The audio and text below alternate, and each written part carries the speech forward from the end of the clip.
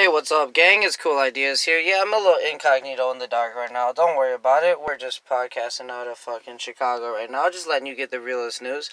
And we're going to talk about where all these mumble rappers are that blew up about, 2017, early 2018, and where they're at right now in this late 2019 phase. You look at Lil Pump, he had a big hit, Gucci Gang. You look at Lil Uzi, had big hit, EXO Tour Life. His first song that really blew up.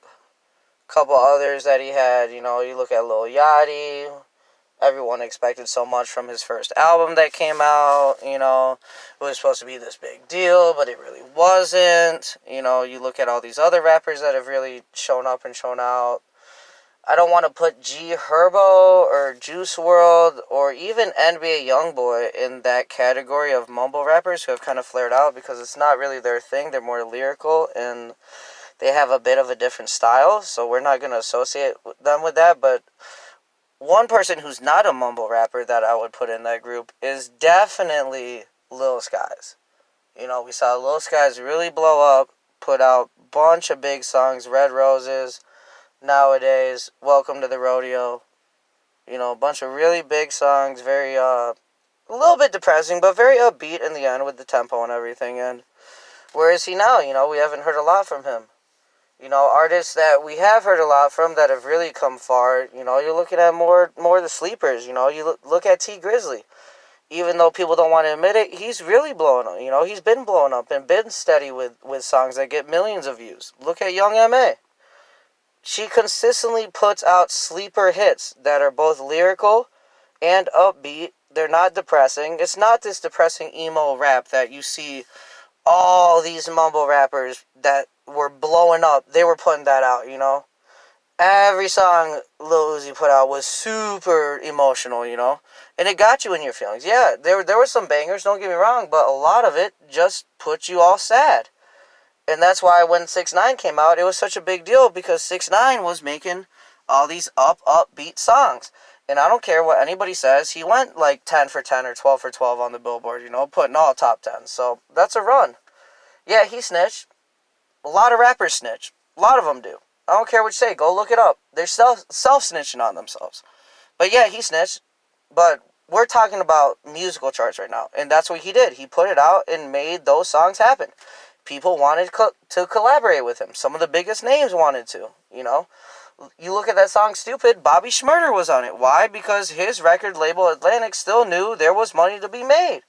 Put this song out, And look, he signed a $10 million deal. He's coming back. But when you look at Lil Pump, where is he now? Where's Lil Pump? Not relevant, that's for sure. Uzi. He made a lot of really good hit songs. Where is he right now? Getting kicked off of Gunna's stage when he stepped up on it to fucking sing. They didn't even know who he was. Thought he was a random person. You see all these mumble rappers who were doing so big and they fell off. Yachty. Where is he? What happened? You had some big songs, Yachty, you know what I mean? You were with Loso Loaded on that one song, What about Lil Bo, your real rap identity? And Yachty's more of the lyrical singing thing. You wanted to pull the whole Drake aspect. You couldn't. But that's a different note on a different time. But still, you look at all the other rappers that were so big. A couple of them are staying on. Look at Lil Baby. He's still on. Why? Because actually he's pretty lyrical and he's got a good flow. That's his own. People talk about Da Baby. Is he going to fall off? Was he just replacing 6ix9ine on that? His raps are just one style pretty much. Are they catchy right now? Yeah, they are. Everybody's listening to them. Does that mean he has the staying power? I don't know. We could be looking at another Lil Pump Gucci Gang situation. Couple real big songs, and then they fade out. They just can't recapture it. Can you recapture all that flair that you got off that number one? We look at Juice WRLD. He seems to be maintaining, but he's getting sued left and right for every hit song that he makes. Kind of crazy. You see all these emo rock bands coming out the woodwork to sue motherfuckers. Is it legit? Probably not. Is it a money move? Of course. You're going to settle out of court and just pay them. $1 million is $1 million still, no matter what. Might not affect you, but it's sure good for them. But regardless, what we're talking about is where are all these superstar mumble rappers from 2019,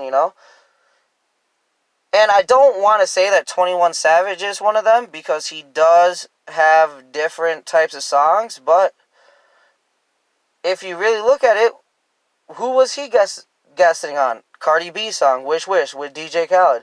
Where is he right now? What's the last big hit we've heard from him? Kind of been a minute. What? Rockstar with Post Malone? Yeah, we all know Post Malone's a star. He makes hits all the time in every genre. You know, that's him. He's an artist, and he can do that.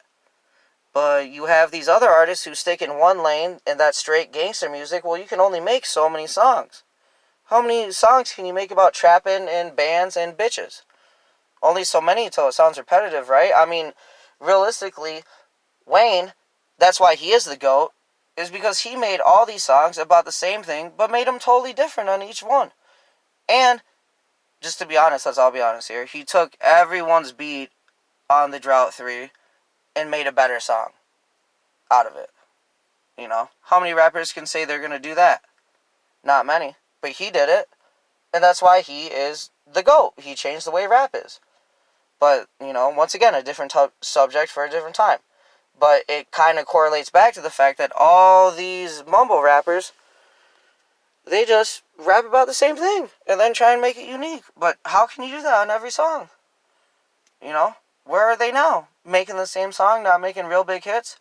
We're watching the Migos fall off a little bit because every song is the same thing. T-shirt, Versace, Bad and Bougie. What else have they released recently? I can't even think of one that they've done recently. Maybe separately, you know, Toes with Baby, that was with the Baby, that was Quavo on there. You know, we got Offset making some songs, Takeoff making some songs. You know, they do guest appearances, but it's just not. It's the same thing. They know it's the same thing. You can't make another culture because it's the same album. Again. You know what? They spend 20 minutes on a song and write the hook and boom, there it is. You know why Cardi B was popular? Because she, even though everybody knew she was getting her raps written, she had a different flow and a different approach. And people liked it. You know, they got tired of that whole Nicki Minaj on the shit thing. They wanted some raw Cardi B shit coming in there.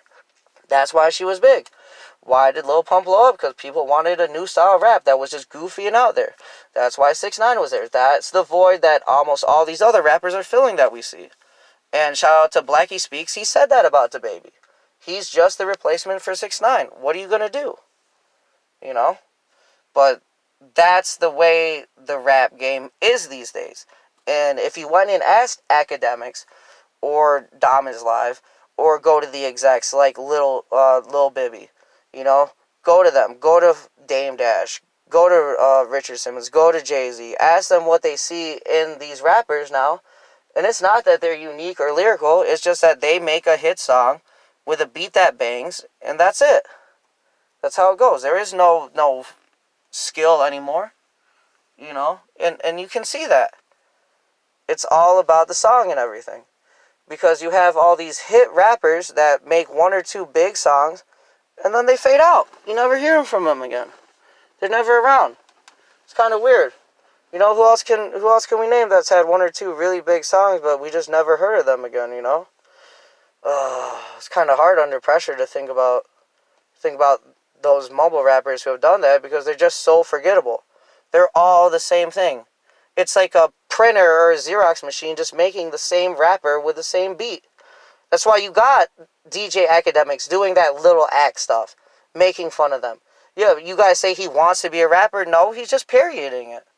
He is beyond that. Look at Vic Mensa. Vic Mensa was another who was supposed to be so big, but blew it all. Just trying to make a bunch of clout for himself.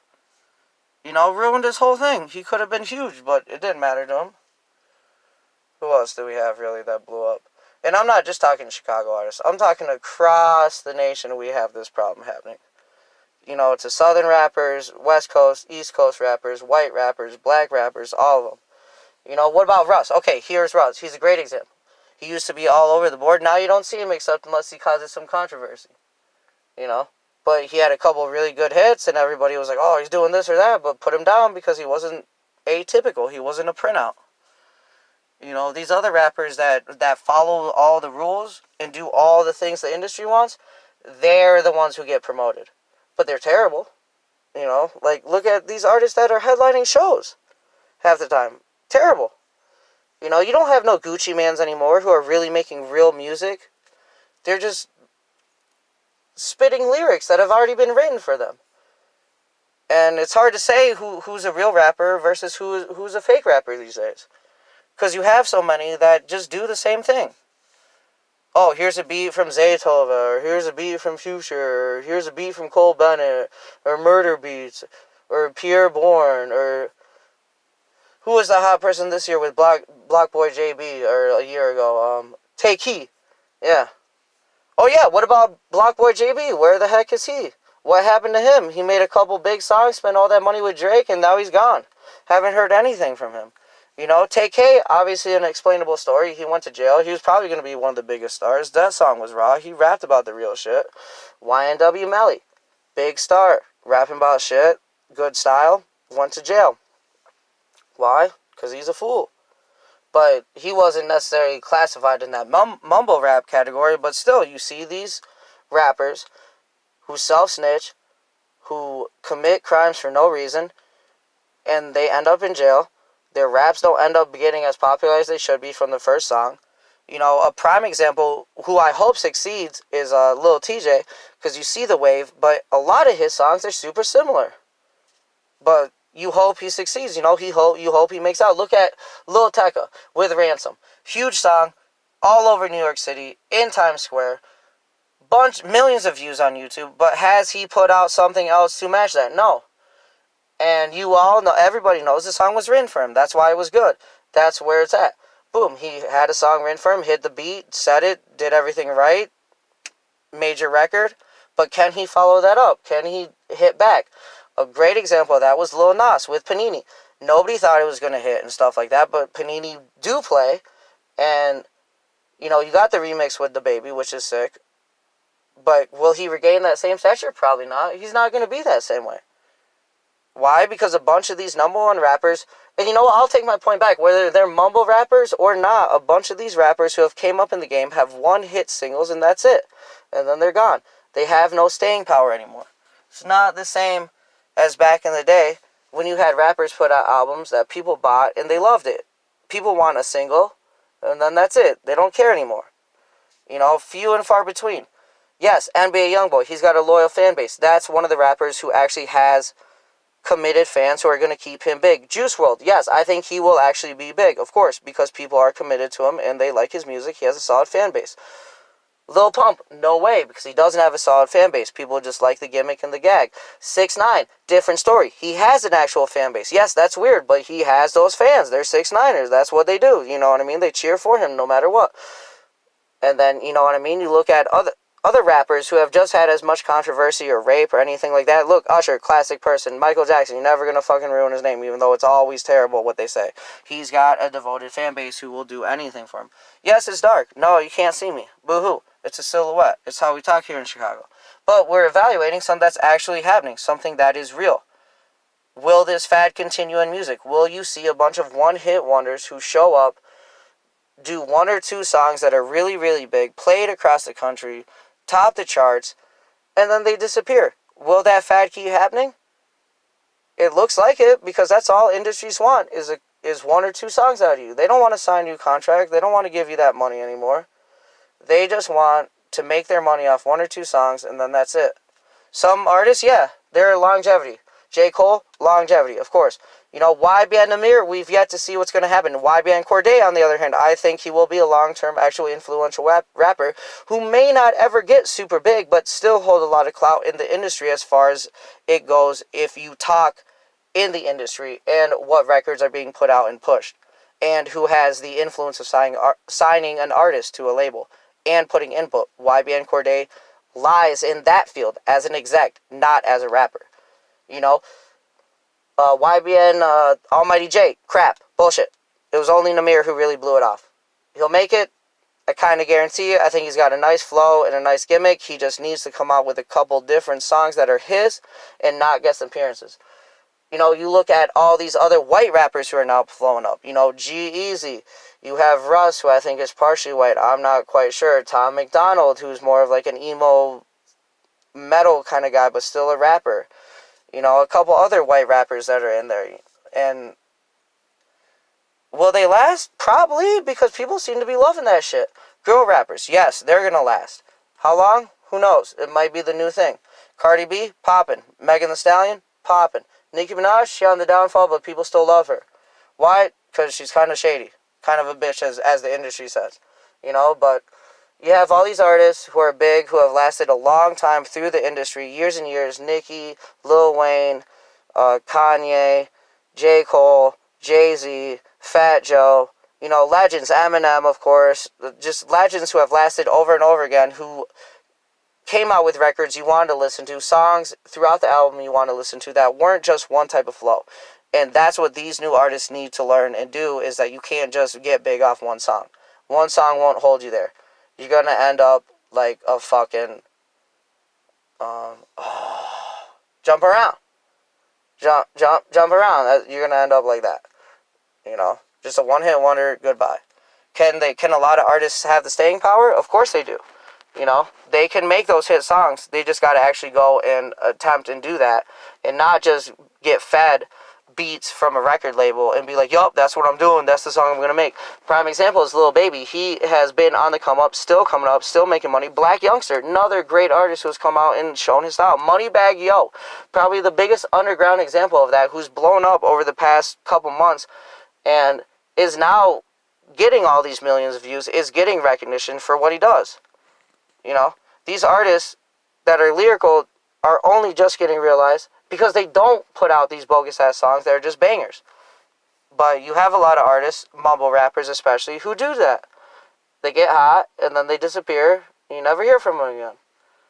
And people get upset because they're like, where did that go? Where'd all that cloud, all that energy go that was just there when they were making that song and doing that? Well, it disappeared because it was only a one-time thing. And it's sad because you can't recapture that, and that's what they're after. And that's what the rap game wants, though, is a bunch of one-hit wonders. No more long-term artists. You know, Drake was probably the last long-term artist, along with J. Cole. And really can't think of too many other artists from the new class who are really going to be around or talked about, you know, in the future, besides those two. Why? Because they're basically the biggest influences, and they represent opposite sides of the spectrum. You know, Drake is a an industry guy. You know, he's doing it for the industry. He can rap on any verse. He doesn't always write them, but he sings them well and raps them well and speaks them well. You got J. Cole, very lyrical, who probably writes all his own verses and has a meaning for his songs. People like both. People want both. That's what Wayne did. You know, that's what he represented. That's what 50 was doing. You know, you look at 50 Cent, his records, timeless. You can always listen to them. Why? Because they actually have a point. These new raps, they don't have a point, just besides saying, I got bitches, money, and fuck you, I'll shoot you and your crew. Yeah, we love that. We love to get reckless to that, but is there a meaning behind it? Can you connect? I'd like to say the only time I really connect with that, being someone who has done a bunch of crazy shit and stuff, even though I'm listening to it, and some of it is what I have lived, the only time I really want to connect to any of those songs is when I'm rolling down the street, the highway, the block, or whatever, smoking the fucking blunt and just banging the shit, acting like I'm the shit. Do I want to connect them around my family or play it around anybody else? Probably not, no. Because it's just inappropriate. You know? But those songs do connect, you know? Chief Keef does connect. What do you want to listen to when you break up with your girl? Love No Thotties. Why? Because you want to get out your feelings and say, fuck those bitches. They ain't shit. We getting money. Like Wayne said, money over bitches, not a penny hoe scat. And it be like that till the line go flat.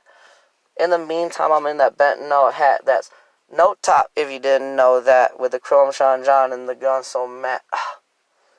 But, you know, you don't want to think about that shit. Copyright off that. I don't know if it's going to get a copyright claim, but whatever. You know, you just want to connect the songs. Some you want to feel good to. That's a lot of the songs these days. Yes, the video is long. Does it deliver a valid point? Yes, I think it does. Should you understand it and listen to it and actually care?